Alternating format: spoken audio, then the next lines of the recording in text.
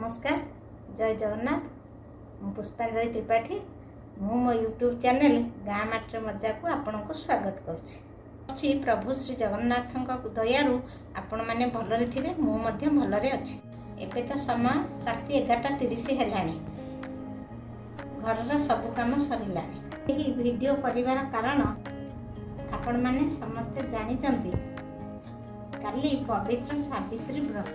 आमे तो ओडिया आम ओडिया घरे 12 मासरे 13 पर्व सधवा स्त्री लोक मानकर एक मुख्य ओषा होता है। जे स्वामी मानकर लंबा आयुष कामना करी स्त्री माने उपवास रही यही ओषा करे। ओडिया घरे सधवा स्त्री माने यही सावित्री ओषा करिथान। सबु सामग्री आम बाप घर आसी था। एमती शाढ़ी शंखा सिंदूर अलता भोग पाई किछि फल। राति पाहिले आसंता काली सावित्री पूजा बोली मो नन्ना गतकाली सबु सामग्री आनी दे देछन।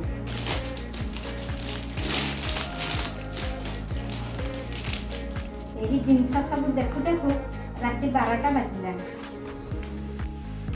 खाली सकाळु सावित्री आम ओडिया शैली रे किपरि सावित्री व्रत पालन करिवि आपण माने निश्चित देखिबे।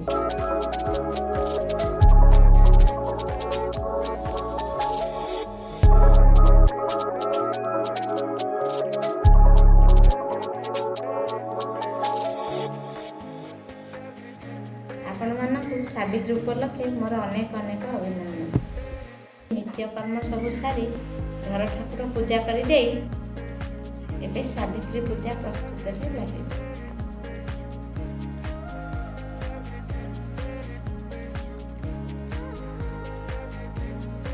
फल सब काटी गोटे थाली सजाई रखिले।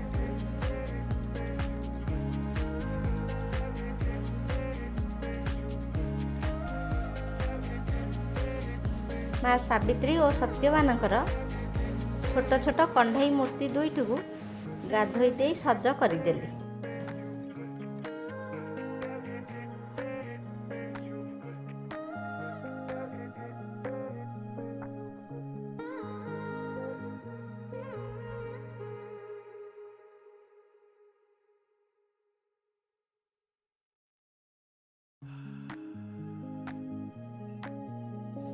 अनेक जगार सावित्री व्रत पूजार नियम अलग अलग भी होता है।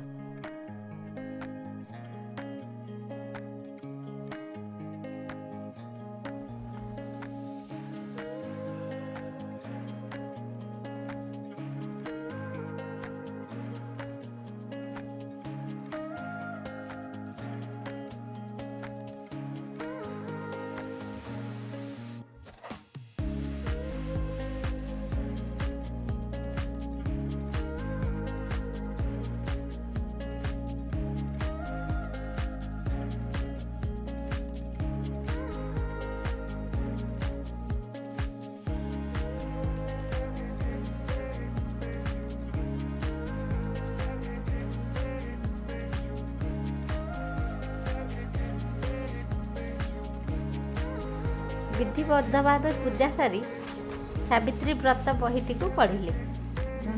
देव नारायण अनादि परम कारण जगत हिते देह धरी धरारे धर्म रक्षा करी सकल व्रतर कारण श्रीकृष्ण स्वयं भगवान कृष्ण को युधिष्ठिर दिने पचारिले सखा गणे हे जगत गोसाई जगत हिते दया बही व्रत कले नारी माने होइबे सुखी सब दिने शंखा सिंदूर व्रज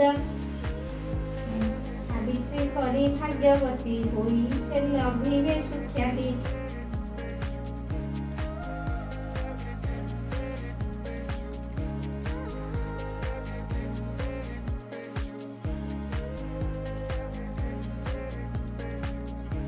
मो शाशुघर नियम अनुसार मो सावित्री पूजा आपण को किपरि लागिला एवं आपण मानक मध्यरु केउ माने आज सावित्री व्रत रखिछन ताहा कमेंट माध्यम रे जणैबे।